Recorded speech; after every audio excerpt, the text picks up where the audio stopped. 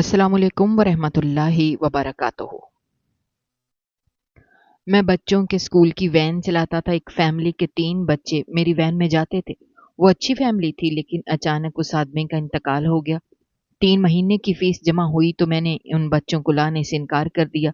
वो औरत बेचारी इद्दत में ही मेरे पास चली आई और हाथ जोड़कर रोते हुए बोली, मेरे बच्चों को स्कूल ले जाएं, मैं बदले में आपको प्राइज बॉन्ड दे देती हूँ। मैं शर्मिंदा था, इसलिए उससे प्राइज बॉन्ड ले लिए। ठीक 2 दिन बाद ऐसा मुआजिज़ा हुआ कि मैं सजदे में गिर गया, क्योंकि मेरे तो 45 लाख के 2। वो औरत जब मेरे पास आई तो शाम का टाइम था। मैं तो घर के बाहर से ही जा रहा था, लेकिन उसने कहा, ज़रूरी बात है, सुन लें। और उसने मुझे ऐसी बात कही कि मैं शर्मिंदा हो गया, लेकिन मैंने उसकी बात मान ली। 2-4 हफ्ते गुज़र गए जब मैं उस औरत के दरवाज़े पर फिर से मौजूद था, लेकिन इस दफ़ा मैं उसके लिए खुशखबरी लेकर आया था। मैंने कहा कि आपने मेरी जो चीज़ मुझे दी थी, उसकी वजह से मैं आज, मेरा नाम मोहम्मद करीम है, मैं वैन चलाता था, जिसमें स्कूल के बच्चों को लाने ले जाने की ज़िम्मेदारी सरअंजाम देता था। ये एक पुरानी सी वैन थी, मगर मेरे लिए सब कुछ यही थी। इसी से घर का चूल्हा जलता था, इसी से बच्चों की किताबें और कापियाँ आती थीं, इसी के बल पर घर के बाकी अखराजात पूरे करने की कोशिश करता था। इसके अलावा कोई और ज़रिया रोज़गार मौजूद नहीं था। इसलिए हर दिन का आगाज़ और हर दिन का इख्तिताम इसी वैन के साथ जुड़ा होता था। पेट्रोल इतना महंगा हो गया था कि हर दिन नए हिसाब किताब की फ़िक्र में निकलता था। कभी सोचता पेट्रोल भराऊँ या घर का सौदा लाऊँ। कभी वैन की मुरम्मत सामने आ जाती तो दिल और ज़्यादा बोझल हो जाता। मगर फिर भी हिम्मत करके काम जारी रखता कि यही ज़रिया है जिससे कुछ न कुछ कमा कर लाया जा सकता है। इन्हीं खर्चों और महंगाई की वजह से मेरी शादी भी नहीं हो पा रही थी। बहनों की शादी भी करवा दी। मुझसे एक छोटा भाई था, उसकी भी शादी करवा दी थी। लेकिन अब मैं खुद रह गया था। जो कमाने वाला मर्द होता है, वो अपने ऊपर पैसे खर्च करने से पहले 1000 दफ़ा सोचता है। बस मैं भी ऐसा ही था। मेरे साथ एक फैमिली के 3 बच्चे आते जाते थे। 2 बेटे और 1 बेटी।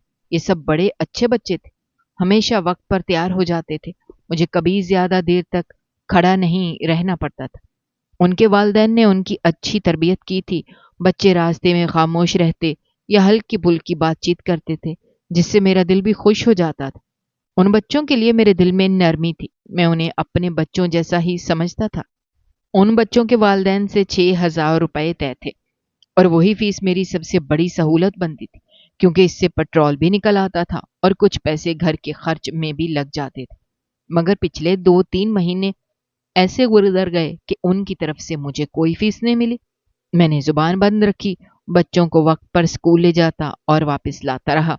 दिल में यही सोचता कि हो सकता है वो किसी मजबूरी में हो या किसी मुश्किल में फंस गए हों। आजकल किसके हालात ठीक हैं? हर घर में किसी न किसी तरह की परेशानी है।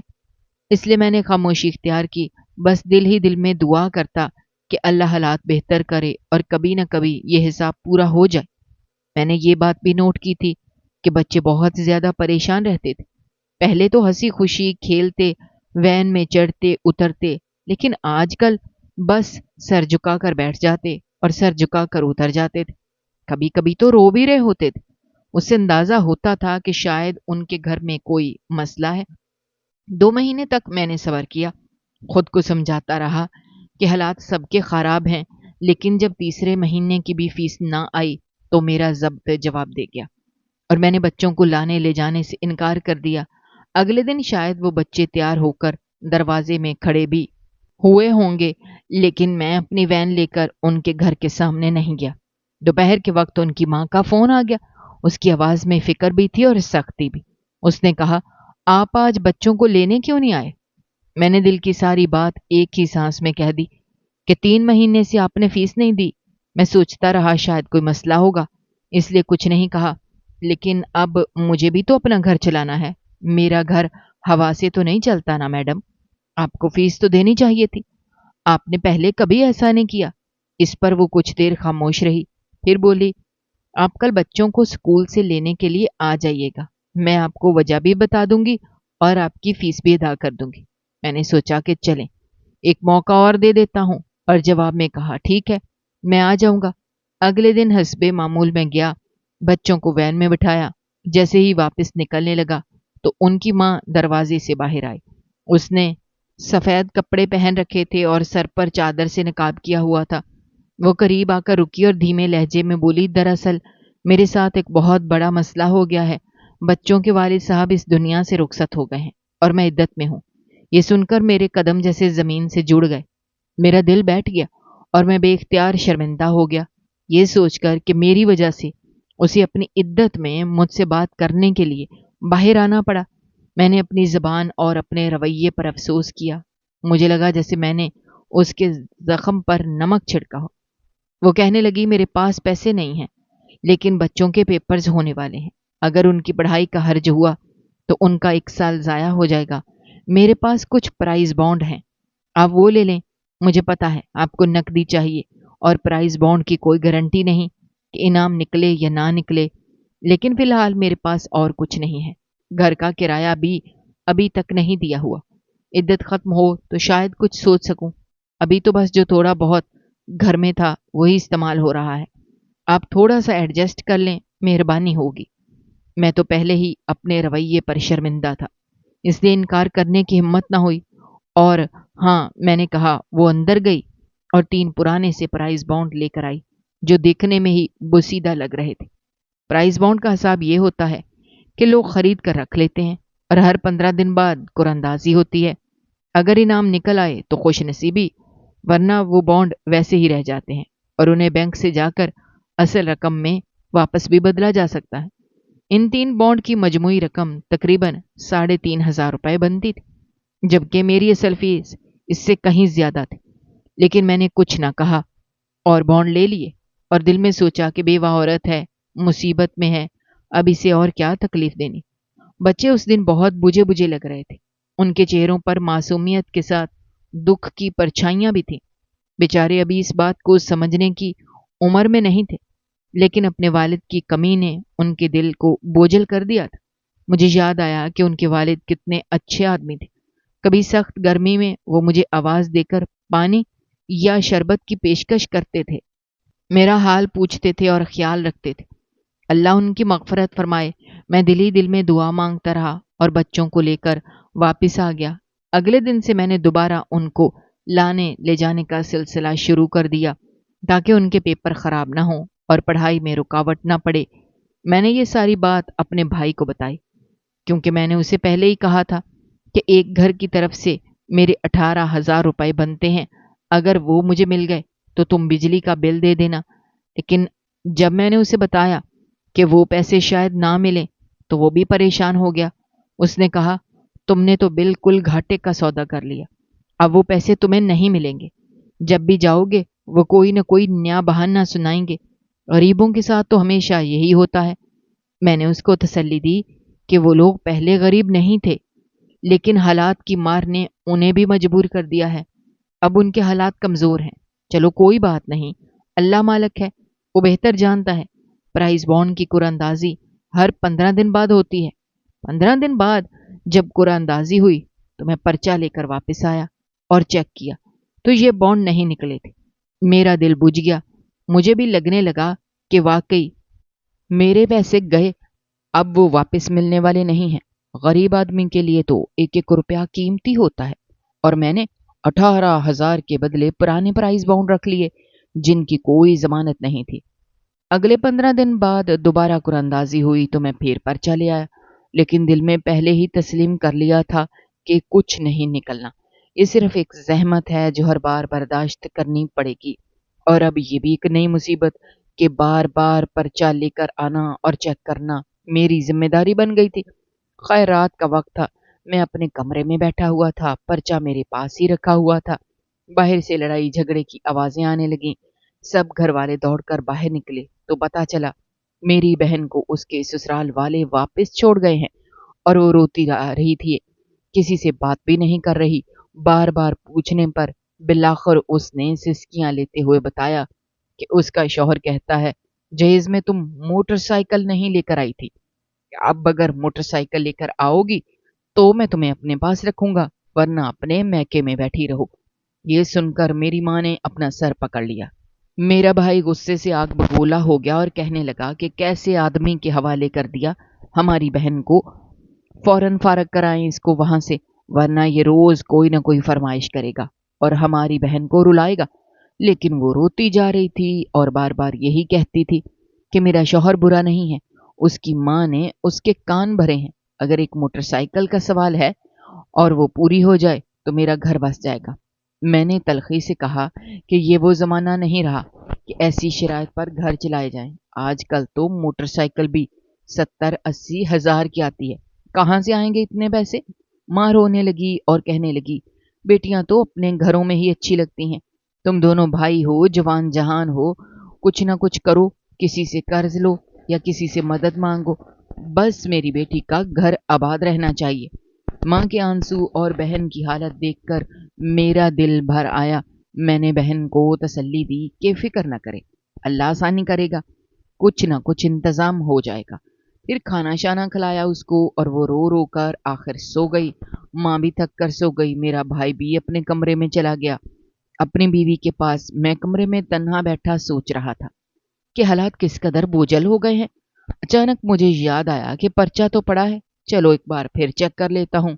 मैंने पर्चा निकाला और जैसे ही नंबर देखने शुरू किए तो मेरे कदमों तले से जमीन निकल गई, क्योंकि 3 प्राइज बॉन्ड में से 2 प्राइज बॉन्ड निकल आए थे। दोनों पर 45-45 लाख का इनाम निकला था, यानी कुल 90 लाख रुपए। ये वो रकम थी जो मैंने ख्वाबों में भी कभी नहीं देखी थी। मैंने तो जिंदगी में कभी 2 लाख इकट्ठे नहीं देखे थे। 90 लाख मेरे लिए ऐसे थे जैसे किस्मत ने अचानक मुझे गले लगा लिया हो। मेरी सांसें तेज हो गईं और दमा भरने लगा। कमरे में कभी इधर जाता कभी उधर जाता, समझ नहीं आ रहा था कि किसी को बताऊं या ना बताऊं, कहीं ये खुशी भी किसी मसले में ना बदल जाए। लेकिन फिर मैंने अपने हवास पर काबू पाया और दिल ही दिल में सोचा कि अब मुझे बहुत संभल कर कदम उठाना है और गौर करना है कि मुझे इस इनाम के साथ क्या करना है। सोचा अपने भाई को बताता हूँ, आखिर को वो इस घर का मर्द था जैसे मैं था। अगर मैं उसे बताता तो हम दोनों मिलकर फैसला करते कि अब इन पैसों का क्या करना है। उसके कमरे की तरफ गया, लेकिन इससे पहले ही के दरवाजे पर दस्तक देता अंदर से उसकी और उसकी बीवी की आवाज़ें सुनकर वहीं पर रुक गया। उसकी बीवी कह रही थी, अब तुम्हारी बहन यहाँ आकर बैठ गई है, पहले ही मुझसे तुम्हारी माँ भी बर्दाश्त नहीं होती, अब तुम्हारी बहन को कैसे बर्दाश्त करूंगी? तुम तो कह रहे थे मुझे लेकर अलग हो जाओगे, अभी तक तुमने ऐसा नहीं किया। भाभी की ऐसी बातें सुनकर मुझे ज्यादा हैरत नहीं हुई, क्योंकि वो वैसे भी घर में लड़ाई झगड़े का माहौल गर्म रखती थी और उसे लड़ने झगड़ने के लिए कोई वजह नहीं चाहिए होती थी। लेकिन जब भाई का जवाब सुना तो दिल टूट गया। कहने लगा, मेरी नौकरी लग गई है ना, 1.5 लाख की तनख्वाह है मेरी, इन लोगों को थोड़ी खिलाऊंगा बिठाकर। बस 1-2 हफ्ते की बात है, मेरी जरा नौकरी शुरू हो जाए, तुम उतनी देर में सामान पैक करना शुरू करो, हम यहाँ से चले जाएंगे। अच्छे से फ्लैट में रखूंगा तुम्हें और महीने के 50,000 दूंगा। मैं उस घर में चलाना, बाकी 50,000 से हम मौज मस्ती किया करेंगे और 50,000 बचा के भी रखेंगे। मेरी माँ को बड़ा शौक था हम दोनों में से किसी की अच्छी नौकरी लग जाए, और इस छोटे भाई को पढ़ाने के लिए माँ ने अपने जेवर बेचे थे और मैंने इसकी फीसें भरी थी। और अब जब उसकी नौकरी लग गई तो ये सिर्फ अपनी बीवी के बारे में सोच रहा था और उसके सुकून और आराम के लिए इस घर से भी अलग होना चाहता था। मैंने अपने भाई को ये सब बताना है के बारे में जो सोचा था वो इरादा तर्क कर दिया। उसको बताना तो ये जरूर अपना ही फायदा सोचता और मेरी अकल भी मार देता, क्योंकि उसकी अकल उसकी बीवी खा चुकी थी। अब ये हमारा भाई नहीं, अपनी बीवी का शौहर बन चुका था। सोचा माँ को जाकर बताता हूँ। वहां से पहले ही मेरी बहन के रोने की आवाजें आ रही थीं। मैंने सोचा जाकर उससे कहता हूँ कि अब क्यों रोती हो, अब तो सब कुछ ठीक हो जाएगा। लेकिन जब उनकी बातें सुनी तो और भी ज्यादा हैरान रह गया। बहन कह रही थी, मुझे नहीं पता, 2-2 भाई हैं मेरे, बोलो उनको कि मेरा मसला हल करें। माँ ने कहा, छोटे वाले भाई से तो कोई उम्मीद ना रख, लेकिन करीम है ना, वो ही करेगा हमारे लिए सब कुछ, लेकिन बस उसे थोड़ा सा जज्बाती करना पड़ेगा। बहन ने कहा, वो कैसे? कहने लगी, देख, गाड़ी भी उसकी है और वैसे भी वही ज्यादा कमाता है, तो बस उसको जज्बात में उलझा के रखना पड़ेगा। एक की शादी करवाई तो वो पुराया हो गया, इसीलिए मैं करीम की शादी नहीं करवाना चाहती। नहीं तो हमारा क्या बनेगा? तुम दोनों की शादियां तो हो चुकी हैं, लेकिन शादी के बाद भी बेटियों के घर में रखा हो तो रखना पड़ता है ना। अब तेरे शौहर को मोटरसाइकिल लेकर देंगे तो फिर सलमा का शौहर भी मोटरसाइकिल मांगेगा। ये सब कुछ मैं बूढ़ी तो नहीं कर सकती ना, तेरा भाई ही करेगा। और कुछ नहीं तो उसे कहेंगे अपनी गाड़ी बेच दे और तुम लोगों के शौहरों को कोई कारोबार डाल के दे देगा। बहनें खुश रहेंगी तो हम खुश रहेंगे ना। बस खूब भाई के सामने बार बार रोती रहना और कहना मुझे मेरे शौहर की याद भी आ रही है। वैसे भी तू मां बनने वाली है, देखना उसका दिल पिघल जाएगा। पता नहीं आज का दिन मनहूस था या क्या बात थी कि मेरे सामने इतनी सारी हकीकतें खुल कर आ रही थीं। जिनको मैं अपना समझता था वो लोग मुझे सिर्फ पैसे कमाने की मशीन समझते थे। शायद ठीक कहा किसी ने कि जब अल्लाह आपका अच्छा वक्त लाना चाहता है तो वो आपकी जिंदगी से बुरे लोगों को या तो निकाल देता है या फिर उनके असली चेहरे आपके सामने ले आता है। बस मैंने सोच लिया था कि ये राज किसी को नहीं बताऊंगा, ये पैसे सिर्फ मेरे ही रहेंगे। अगले दिन सुबह सवेरे मैं उस जगह पहुंच गया जहां से इनामी रकम वसूल की जाती है। मैंने प्राइस बॉन्ड उनके सामने रखे, उन्होंने नंबर चेक किए और फिर कैश मेरे हाथ में थमा दिए। मुझे तो ये भी पता नहीं था कि ये सब इतनी आसानी से हो जाता है और इतने बड़े पैसे भी बगैर किसी मुश्किल के मिल जाते हैं। मैं हैरत और खुशी के मिले जुले जज्बात के साथ वहां से निकला और सीधा घर वापस आया। घर पहुंचकर मैंने वो सारे पैसे अपने कमरे में छुपा दिए।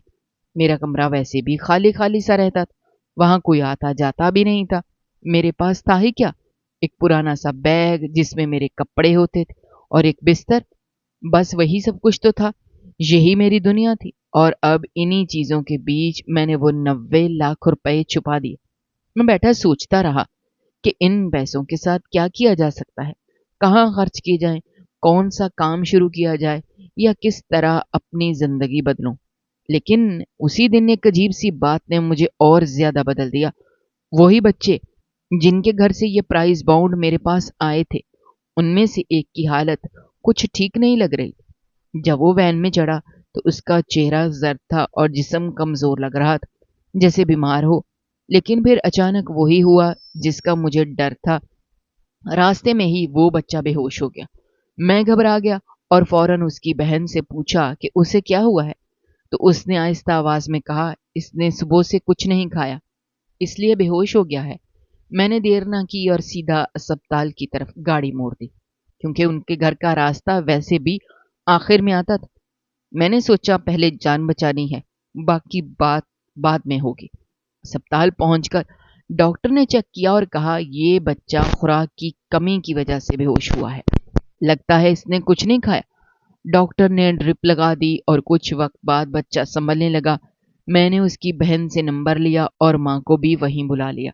वो जल्दी आ गई और आंखों में आंसू लिए बार बार मेरा शुक्रिया अदा करने लगी। अगर मैं वक्त पर ना लाता तो पता नहीं क्या हो जाता। मैंने उस औरत को तसल्ली दी और कहा फिक्र ना करे, सब ठीक हो जाएगा। फिर आहिस्ता से पूछा कि अगर आप बुरा ना माने तो बताइए कि बच्चे ने कुछ खाया क्यों नहीं। इस बात पर वो औरत खुद पर काबू ना रख सकी और रोने लगी। उसने कहा घर में कुछ खाने को था ही नहीं तो मैं क्या देती, बस 2 ब्रेड के स्लाइस थे, वो मैंने सब बच्चों को कह दिया कि आपस में बांट दें। लगता है छोटे बच्चों ने खा लिए और ये बड़ा है, इसने कुर्बानी दी कि मैं नहीं खाता ताकि बहन भाई कुछ खा ले, लेकिन बेचारा खुद बेहोश हो गया। उसकी ये बात सुनकर मेरा दिल टूट गया, मेरी आंखें भी नम हो गई। मैंने उन्हें वापस घर छोड़ा और खामोशी से चला आया। शाम को मैं बाजार गया और एक बड़ी राशन की दुकान पर जाकर कहा 1 महीने का पूरा राशन पैक कर दो। फिर मैं सब्जी और गोश्त अलग से खरीद कर लाया और उनके घर का दरवाजा खटखटाया। जब वो औरत दरवाजे पर आई और मुझे इतना सारा सामान के साथ देखकर हैरान हुई तो कहने लगी कि आप ये सब क्यों लाए हैं, हम आपसे ये सब कैसे ले सकते हैं। मैंने मुस्कुरा कर कहा ये मेरी तरफ से बच्चों के लिए छोटी सी मदद है, रख लीजिए, ताकि बच्चे भूख से दोबारा ना बेहोश हों और ना ही वो मासूम तकलीफ उठाएं। बच्चे भी दरवाजे पर खड़े थे और मुझे देख रहे थे। ان کی آنکھوں میں خوشی بھی تھی اور شکر گزاری بھی۔ وہ سب شکریہ ادا کرتے رہے اور میں خاموشی سے واپس آ گیا، لیکن میرے دل کو ایسا سکون ملا، ایسا چین ملا، جیسے ساری دنیا کا خزانہ مل گیا ہو۔ مجھے آج پتا چلا کہ اصل خوشی دوسروں کی مدد کرنے میں ہے۔ اللہ نے رزق دے کر امتحان لیا تھا، اور میں نے اس دن جانا کہ دینے میں کتنا سکون ہے، اور یہ سکون ہی اصل دولت ہے۔ لیکن میرا سکون زیادہ دیر تک قائم نہیں رہا، کیونکہ جب میں نے وہ راشن خرید کر ان بچوں کے گھر پہنچایا تھا تو یہ منظر کسی اور نے بھی دیکھ لیا۔ میرا اپنا بہنوئی، وہی شخص جس نے میری بہن کو جہیز کے بہانے گھر سے واپس بھیج دیا تھا، اس نے مجھے دکان سے اتنا بڑا راشن خریدتے دیکھا۔ فوراً فون کر کے میری بہن سے کہا، دیکھو تمہارے بھائی کے پاس موٹر سائیکل خریدنے کے پیسے نہیں ہیں جو میں نے مانگے تھے، لیکن یہ راشن کی دکان سے اتنا راشن اٹھا کر کہیں اور پہنچا رہا ہے، تمہیں دھوکہ دے رہا ہے۔ تمہارے بھائی کے پاس پیسے ہیں لیکن وہ تمہیں دینا نہیں چاہتا۔ یہ بات سنتے ہی گھر میں طوفان برپا ہو گیا۔ میری بہن نے ماں سے پوچھا کہ یہ سب کیا ہے؟ ماں نے کہا، ہمارے گھر تو کوئی راشن نہیں آیا، پھر یہ راشن کہاں جا رہا ہے؟ بھائی بھی مجھ پر شک کرنے لگا۔ ماں نے کہا، لگتا ہے اس نے شادی کر رکھی ہے ہم سب سے چھپ کر، کیونکہ ہم اس کی شادی نہیں کروا رہے تھے اور یہ وہیں راشن پہنچا رہا ہے۔ بتا کون ہے وہ لڑکی، اب سچ بتا دو ہمیں۔ ان کے یہ الفاظ میرے دل کو ایسے لگے جیسے کسی نے خنجر مار دیا ہو۔ میں نے چاہا کہ صفائی دوں، لیکن جب میں نے دیکھا کہ میرے اپنے ہی لوگ میرے اوپر اعتبار کرنے کو تیار نہیں ہیں، تو پھر میں نے فیصلہ کیا کہ اب کچھ نہیں کہنا۔ میں نے تلخی سے کہا، ہاں کر رکھی ہے میں نے شادی، اور بچے بھی پیدا کر رکھے ہیں، اب کر لو تم لوگ جو کرنا ہے، مجھے تمہارے سوالوں کا کوئی جواب نہیں دینا۔ میں اپنے کمرے میں گیا، 2 لاکھ روپے نکالے اور بہن کے ہاتھ پر رکھ دیے اور کہا، یہ لو، ایک موٹر سائیکل اپنے شوہر کے لیے خرید لینا تاکہ وہ مطمئن ہو جائے، اور ساتھ اپنی دوسری بہن کے لیے بھی کچھ رکھ لینا تاکہ وہ بھی مطمئن ہو جائے۔ اور ماں سے کہا کہ آپ کو بھی خرچہ ملتا رہے گا، فکر نہ کریں۔ وہ غصے اور حیرانی سے بولی، تو کہاں جا رہا ہے؟ اپنی بیوی کے پاس؟ میں نے کہا، ہاں یہی سمجھ لو، اور پھر وین نکالی اور سیدھا نکل گیا۔ گاڑی چلاتے ہوئے میرا دل بوجھل تھا۔ میں نے سڑک کے کنارے گاڑی روکی اور خود بھی کنارے پر بیٹھ گیا۔ میرا دل بھر آیا، آنکھوں میں آنسو تھے، اور دل بار بار یہ کہہ رہا تھا کہ جن لوگوں کے لیے میں نے اپنی جان لگا دی، جن کے لیے دن رات محنت کی، ان کے دل میں میرے لیے اتنا سا بھی بھروسہ نہیں۔ سنی سنائی باتوں پر یقین کر لیا، لیکن میری زبان کی بات پر اعتبار نہ کیا۔ مجھے ایسا لگا جیسے ساری دنیا ہی میرے خلاف ہو گئی ہو۔ میں ابھی وہیں بیٹھا آنسو پونچھ رہا تھا کہ سامنے کا منظر دیکھ کر حیران رہ گیا۔ وہی عورت جس کے بچوں کو میں اسکول لاتا لے جاتا تھا، وہ اپنے 3 بچوں کے ساتھ سڑک پر جا رہی تھی۔ دونوں ہاتھوں میں 2 بھاری بیگ تھے جنہیں وہ بمشکل گھسیٹ رہی تھی۔ بچے بھی تھکے ہارے قدموں سے چل رہے تھے۔ وہ بار بار ڈرتے ڈرتے آس پاس دیکھ رہی تھی، جیسے کوئی تعقب کر رہا ہو یا جیسے وہ خود کو اکیلا محسوس کر رہی ہو۔ میں فوراً گاڑی لے کر اس طرف گیا اور ان کے قریب جا کر گاڑی روکی تو وہ ڈر گئی، لیکن جب اس نے مجھے پہچانا تو اس کے چہرے پر ایک لمحے کے لیے سکون آ گیا۔ میں نے کھڑکی سے جھک کر کہا، کیا آپ اس حالت میں بچوں کے ساتھ رات کے وقت اور یہ بھاری بیگ لے کر کہاں جا رہی ہیں؟ یہ کیا ماجرا ہے؟ وہ کچھ بولنے کے بجائے رونے لگی، آنسوؤں کے ساتھ کپڑے بھیگنے لگے۔ میں گاڑی سے اترا، سامان اٹھایا، وین میں رکھا، بچوں کو اندر بٹھایا اور اسے بھی بٹھایا۔ ابھی میں نے پوچھنے کی کوشش ہی کی تھی کہ اچانک بارش شروع ہو گئی۔ اگر میں وقت پر نہ پہنچتا تو وہ سب بھیگ جاتے اور ان کے بیگ کا سارا سامان بھی خراب ہو جاتا۔ میں نے گاڑی سٹارٹ کی اور کہا، اب بتائیں اصل بات کیا ہے؟ آج مجھے اس عورت کا نام بھی پتہ چل گیا تھا۔ وہ دھیرے سے بولی، میرا نام مریم ہے، اور اس کے چہرے پر ایک تھکن اور دکھ کی لکیریں نمایاں تھیں۔ اس نے بتایا کہ جب سے اس کا شوہر اس دنیا سے گیا ہے تب سے اس نے گھر کا کرایہ بھی نہیں دیا تھا۔ مکان مالک جو پہلے کافی نرم دل انسان تھا اور ہمیں اچھی طرح جانتا بھی تھا، اس نے کبھی کرایہ لیٹ ہونے پر کچھ نہیں کہا تھا، لیکن جب 4-5 مہینے گزر گئے تو اس نے صبر کا دامن چھوڑ دیا اور ہمارے گھر کا سارا سامان ضبط کر لیا۔ حالانکہ گھر میں کچھ سامان تھا بھی نہیں، زیادہ تر تو میں پہلے ہی بیچ چکی تھی، اور اسی وجہ سے مکان مالک نے سخت لہجے میں کہہ دیا کہ یا تو 5 مہینے کا کرایہ ادا کرو یا پھر یہ گھر خالی کرو۔ کیونکہ وہ مزید برداشت نہیں کر سکتا۔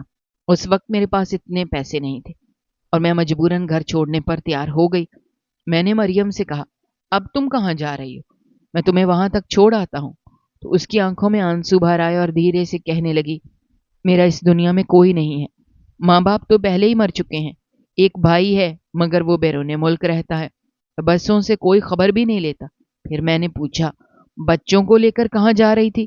تو یہ سنتے ہی وہ زور زور سے رونے لگی، کہنے لگی، میں سوچ رہی تھی کہیں جا کر اپنی زندگی کا خاتمہ کر دوں اور بچوں کو بھی اپنے ساتھ لے جاؤں، کیونکہ نہ کوئی سہارا ہے نہ کوئی امید۔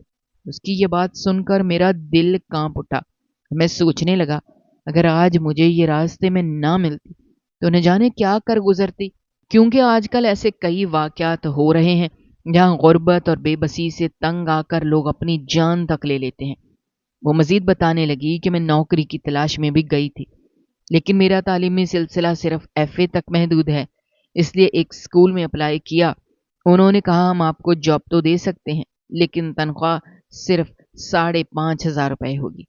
اب آپ ہی بتائیں، 5,500 میں گھر کا کرایہ دوں گی، بجلی کا بل بھروں گی، بچوں کی فیس دوں گی یا کھانے پینے کا خرچ نکالوں گی؟ 5,500 تو ہمارے 3 دن کا خرچہ بھی پورا نہیں ہوتا، پورا مہینہ کیسے چلتا؟ پھر اس نے بتایا کہ اگر میں نوکری کر بھی لوں تو بچوں کو کس کے پاس چھوڑ کر جاؤں، کیونکہ کوئی رشتہ دار ہمارا حال پوچھنے والا نہیں ہے۔ میرے شوہر کے بھائی بہن سب نے منہ موڑ لیا ہے۔ ان کا کہنا ہے کہ ہمارا رشتہ تو ہمارے بھائی کے ساتھ تھا، جب وہ دنیا میں نہیں رہا تو اب تمہارا ہم سے کیا تعلق؟ ان کی یہ بات سن کر میں اور بھی ٹوٹ گئی اور کسی در پر جانے کی ہمت ہی نہ رہی۔ میں خاموش کھڑا سوچ رہا تھا کہ اسے کیا جواب دوں، کیونکہ خود بھی میں اپنا گھر چھوڑ کر آیا تھا اور میرے پاس بھی کوئی ٹھکانہ نہیں تھا۔ اس وقت میں نے صرف اتنا کہا کہ ہم دونوں سوچتے ہیں، کوئی راستہ نکالتے ہیں۔ اسی دوران مجھے خیال آیا کہ میرا ایک پرانا دوست جس نے اپنے گھر میں ایک گیسٹ ہاؤس بنا رکھا ہے، شاید وہ مدد کر سکے۔ میں سیدھا اس کے پاس گیا اور اسے ساری بات بتائی۔ اس نے کہا، کمرہ چاہیے تو لے لو، پیسوں کی فکر نہ کرو کیونکہ تم میرے دوست ہو۔ اور پھر اس نے مزید کہا کہ یہ معاملہ بڑا نازک ہے، تم جتنا وقت چاہو ان کو یہاں رکھ سکتے ہو۔ میں نے شکر ادا کیا اور مریم کو اس کے بچوں کے ساتھ وہاں ٹھہرا دیا۔ اب وہ تینوں گیسٹ ہاؤس میں رہنے لگے۔ صبح شام کا کھانا میں خود لا کر دیتا تھا اور اپنی گاڑی میں رات میں گزار لیتا تھا، مگر دل میں بار بار یہ خیال آتا کہ یہ کب تک چلے گا؟ آخر کچھ نہ کچھ مستقل سوچنا پڑے گا۔ میں نے اپنے اسی دوست سے مشورہ کیا تو اس نے بڑی سادگی سے کہا کہ اس عورت سے شادی کر لو، اس کو بھی پناہ مل جائے گی، تمہاری بھی زندگی سنور جائے گی اور بچوں کو بھی سہارا مل جائے گا۔ آخرکار انہی کے پرائز بانڈ کی وجہ سے تمہیں یہ دولت ملی ہے، تو کیا ان کا بھی اس پر حق نہیں ہے؟ میں نے کہا، ہاں یہ تو ہے، یہ میں سوچا تھا، اس لیے تو ان کے لیے راشن لے کر گیا تھا۔ لیکن اس نے کہا، راشن دینا خیرات دینا ہے، اصل بات تو یہ ہے کہ ایک مرد ہونے کے ناطے تم اس عورت کو عزت اور پناہ کیوں نہیں دیتے؟ یہ سن کر میں سوچ میں پڑ گیا۔ مجھے لگا اس کی بات بالکل درست ہے اور شاید یہی سب سے بہتر راستہ ہے۔ میں نے مریم سے یہ بات کی اور میرا دل اندر سے ہل رہا تھا، کیونکہ یہ کوئی معمولی بات نہیں تھی۔ ایک عورت جو ابھی ابھی اتنی بڑی مصیبت سے گزری تھی، اس کے سامنے شادی کی بات کرنا میرے لیے بہت مشکل تھا، مگر پھر بھی میں نے ہمت کی اور اپنے دل کی بات کہہ دی۔ مجھے لگا تھا کہ وہ میری بات سن کر چونک جائے گی یا مجھے ڈانٹ دے گی، لیکن اس نے بڑی نرمی سے جواب دیا۔ اس نے کہا، تم ایک جوان آدمی ہو، ابھی تمہارے آگے پوری زندگی ہے اور میں 3 بچوں کی ماں ہوں، میرا ماضی بھی ہے، میرا دکھ بھی ہے، میرا بوجھ بھی ہے۔ تم کیسے یہ سب سنبھالو گے؟ تم کیسے میرے ساتھ گزارا کرو گے اور ان بچوں کو اپنے جیسا سمجھو گے؟ لیکن اس کے بعد میں نے اس سے کہا، اگر وقت پر میری شادی ہو جاتی تو آج میرے بھی بچے ہوتے، یہ بچے نہ صحیح لیکن یہ بھی تو میرے اپنے بچے ہی ہیں، کیونکہ ان کے ساتھ تمہارا دکھ جڑا ہوا ہے۔ اور میں نے اپنی زندگی میں یہ سیکھا کہ ایک مرد کو صرف ایک جوان اور حسین عورت نہیں چاہیے ہوتی، بلکہ اسے وہ عورت چاہیے ہوتی ہے جو اس کے گھر کو گھر بنا دے، جو اس کے دن کو سکون دے اور جو مشکل میں اس کے ساتھ کھڑی رہے۔ اور مجھے لگتا ہے کہ تم ہی وہ عورت ہو جو میرا گھر بسا سکتی ہے اور ان بچوں کو بھی سہارا دے سکتی ہو۔ میں نے یہ بات بڑی دلی یقین کے ساتھ کی اور مجھے لگتا تھا کہ وہ پھر بھی انکار کر دے گی، لیکن اس کی آنکھوں میں ایک لمحے کے لیے جو آنسو تھے وہ جیسے بہہ گئے اور اچانک اس نے کہا کہ مجھے قبول ہے۔ میں یہ سن کر حیران رہ گیا، دل ہی دل میں شکر ادا کیا کہ اس عورت نے میرا سہارا مانا۔ اس کے بعد وہ دن آیا جب ہم نے نکاح کیا، اور وہ نکاح بھی بڑے سادہ انداز میں ہوا۔ میرے اسی دوست کے گھر میں اس کی ماں اور بہنوں نے تھوڑا بہت انتظام کیا، اور نکاح کے بعد جیسے ماحول میں ایک روشنی سی پھیل گئی تھی۔ میں نے اپنی ماں اور بہنوں کو فون کیا، ان کو بتایا کہ میں شادی کر رہا ہوں، لیکن ان میں سے کوئی بھی شریک نہیں آیا، نہ مبارکباد دی، نہ دل جوئی کی، نہ ہی اس خوشی میں شریک ہوئے۔ مجھے بڑا دکھ ہوا۔ میں سوچتا رہا کہ جن کے لیے دن رات محنت کی، ان کے لیے اپنا سکون قربان کیا، ان کی ضروریات پوری کرنے کے لیے خون پسینہ ایک کیا، وہی لوگ میری خوشی میں شریک ہونے کو تیار نہیں تھے۔ نکاح کے بعد میں نے مریم کو ایک چھوٹے سے کرائے کے گھر میں لے لیا، اور گھر کے لیے جو ضروری سامان تھا وہ خریدا تاکہ اس نئے سفر کی شروعات آسان ہو جائے۔ میری گاڑی میں بھی کچھ کام کروانے تھے، وہ بھی مکمل کروایا۔ باقی جو پیسے بچے وہ میں نے مریم کے حوالے کر دیے۔ اس سے کہا یہ پیسے تم نے سنبھال کر رکھنے ہیں، کیونکہ آگے بچوں کی فیس بھی دینی ہے، خرچے بھی آئیں گے، زندگی کے اتار چڑھاؤ میں ہمیں کچھ سہارا چاہیے ہوگا۔ بچے پہلے والے اسکول سے نکال دیے گئے تھے کیونکہ فیس نہیں دی گئی، اس لیے دوسرے اسکول میں ان کو داخل کروایا۔ یوں نئی زندگی کا آغاز ہو گیا۔ مریم کے ساتھ رہنا عجیب سا سکون دینے لگا۔ وہ دن رات گھر کو سنبھالتی، میں محنت مزدوری کرتا، اور جب شام کو واپس آتا تو گھر میں رونق اور سکون محسوس ہوتا۔ لگتا تھا جیسے اندھیری زندگی میں چراغ جل اٹھا ہو، اور اب مجھے یقین تھا کہ میری زندگی ایک نیا رخ لے چکی ہے، اور یہ راستہ پہلے کی طرح اکیلا نہیں بلکہ ساتھ اور آسرا لے کر چل رہا تھا۔ بچوں نے بہت جلد مجھے پاپا کہنا شروع کر دیا۔ مجھے بہت زیادہ خوشی ہونے لگی۔ میں یہ نہیں کہتا کہ میں کوئی بہت اچھا انسان تھا، لیکن میں نے ہمیشہ اپنے علاوہ سب کے بارے میں سوچا۔ اپنے سے چھوٹے بھائی کی شادی کروائی جبکہ شادی کی عمر میری تھی۔ میں ہمیشہ سے دوسروں کے لیے کچھ نہ کچھ کرنے والا آدمی تھا، اور اب جب مجھے پتا تھا کہ میری اپنی بیوی ہے اور یہ ہمارے بچے ہیں تو میں ان کے لیے کیوں نہ کچھ کرتا۔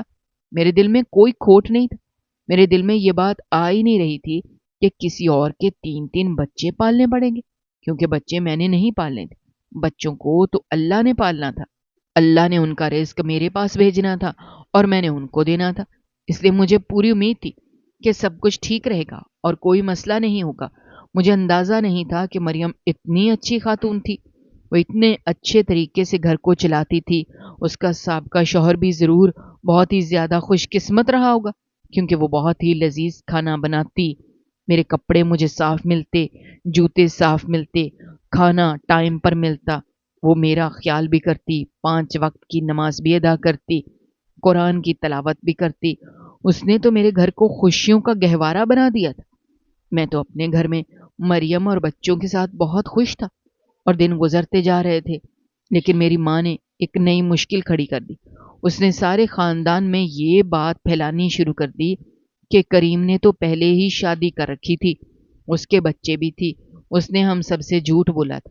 اس کے بعد جب میرا پرائز بانڈ نکلا تو وہ لوگوں کو کہتی پھرتی تھی کہ یہ پیسے لے کر اب اپنی دوسری بیوی کے پاس جا کر رہنے لگا ہے، جبکہ یہ حقیقت تھی کہ میں ساری راتیں اپنی ماں کے گھر گزارتا تھا اور دن بھر محنت کر کے سب کی ضرورتیں پوری کرتا تھا۔ اگر میں نے پہلے سے شادی کر رکھی ہوتی تو میں یہ سب کچھ کیسے ساتھ ساتھ چلا سکتا تھا؟ لیکن میری ماں کو سمجھ نہیں آ رہی تھی، اور وہ بار بار میری بدنامی کرتی جا رہی تھی۔ میری بہنیں بھی اس کی باتوں میں شامل ہو گئیں، اور میرا بھائی بھی کسی نہ کسی طرح ان کے ساتھ ہو گیا۔ حالانکہ مجھے امید تھی وہ کم از کم سچ سمجھے گا، لیکن وہ بھی اپنی بیوی کو لے کر الگ ہو گیا، اور وہ تو پہلے سے ہی پلان بنا کر بیٹھا ہوا تھا کہ ماں سے الگ رہنا ہے۔ اس لیے موقع ملتے ہی وہ اپنا سامان اٹھا کر چل دیا۔ اب بظاہر میں اپنے گھر میں سکون محسوس کرتا تھا، لیکن دل کے کونے میں یہ دکھ بھی چھپا ہوا تھا کہ اپنے ہی خون والے مجھ پر الزام لگا رہے ہیں اور مجھے بدنام کرنے کی کوشش کر رہے ہیں۔ پھر بھی میں نے ہمت نہیں ہاری اور زندگی کے معاملات کو سنبھالنے کی کوشش جاری رکھی۔ میں ہر مہینے اپنی ماں کو پیسے بھی بھیج دیتا تھا، تاکہ وہ یہ نہ کہہ سکے کہ میں نے اسے چھوڑ دیا ہے اور اس کے حقوق ادا نہیں کیے۔ لیکن حقیقت یہ ہے کہ میں جتنا بھی کرتا وہ سب کی نظر میں غلط ہی تھا اور کوئی میری نیت کو نہیں سمجھ رہا تھا۔ ان سب حالات میں اللہ نے ہم پر کرم کیا اور مریم ماں بننے والی تھی۔ جب بیٹا پیدا ہوا تو میری خوشی کا کوئی ٹھکانہ نہ رہا۔ میں نے سوچا کہ یہ اللہ کی طرف سے بڑا انعام ہے، لیکن اس وقت میں نے یہ فیصلہ بھی کر لیا کہ اب مزید اولاد کی خواہش نہیں کروں گا، کیونکہ میرے پاس پہلے ہی 3 بیٹے اور 1 بیٹی تھی اور یہ تعداد میرے لیے کافی تھی۔ مریم پر یہ ظلم نہ کرتا کہ میں اسے اور بچوں کے بوجھ میں ڈال دیتا۔ وہ پہلے ہی 4 بچوں کو جنم دے چکی تھی، اس کی صحت بھی متاثر ہوئی تھی اور میں نہیں چاہتا تھا کہ وہ مزید کمزور ہو جائے۔ اس لیے میں نے دل سے طے کر لیا کہ اب زندگی انہی بچوں کے ساتھ گزاروں گا اور مریم کو سکون دوں گا۔ انسان جب اچھا ہوتا ہے تو پھر وہ ہر حوالے سے اچھا سوچتا ہے، اور جب برا ہوتا ہے تو ہر موقع پر برا سوچتا ہے۔ مجھے اللہ نے نیکی کی توفیق دی تھی تو میرے دل میں بھی ہر وقت یہی خیال آتا کہ دوسروں کے لیے آسانیاں پیدا کروں۔ میں نے ہمیشہ یہی چاہا کہ لوگوں کی مدد کروں اور ان کو سہارا دوں جن کے پاس کوئی سہارا نہیں تھا۔ میں نے سوچا کہ مرد ہونے کا اصل مطلب یہی ہے کہ اپنی طاقت کا صحیح استعمال کیا جائے۔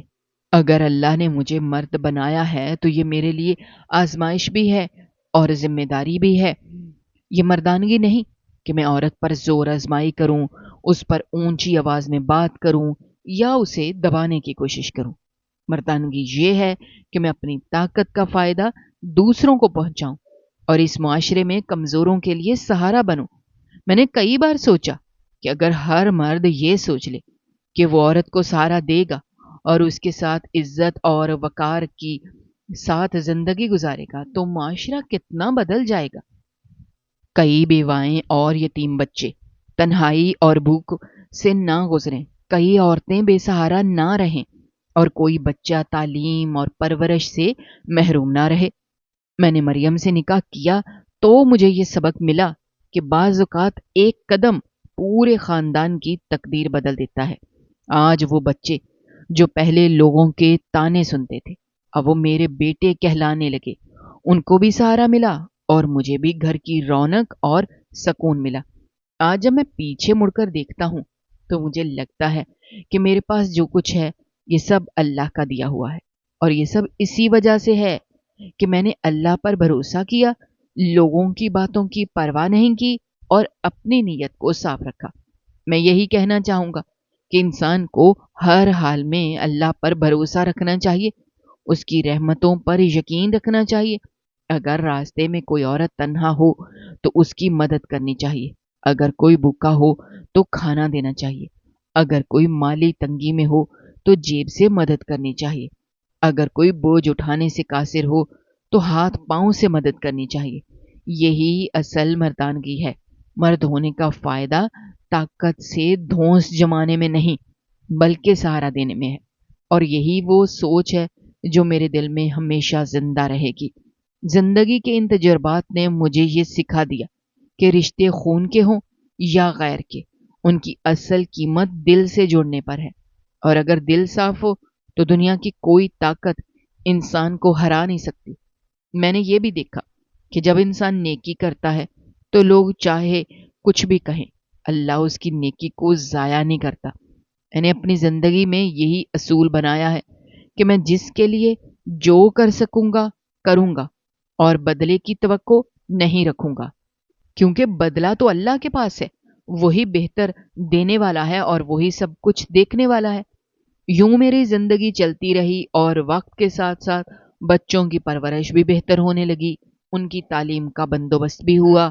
مریم کا ساتھ میرے لیے سب سے بڑی طاقت تھا اور اس کے بغیر شاید میں یہ سب کچھ نہ کر پاتا۔ آج بھی جب سوچتا ہوں تو دل سے یہی دعا نکلتی ہے کہ اللہ ہر عورت کو ایسا سہارا دے، ہر مرد کو یہ سمجھ دے کہ وہ اپنی مردانگی کا صحیح حق ادا کرے اور اپنی طاقت کو لوگوں کے لیے آسانی کا ذریعہ بنائے۔ یہی اصل کامیابی ہے اور یہی असल सुकून है। दोस्तों, हमारी आज की ये कहानी आपको कैसी लगी? कमेंट बॉक्स में अपनी राय का इज़हार करना मत भूलिएगा। और अगर आप हमारे चैनल पर नए हैं, तो चैनल को सब्सक्राइब करना भी मत भूलिएगा। शुक्रिया। अल्लाह हाफ़िज़।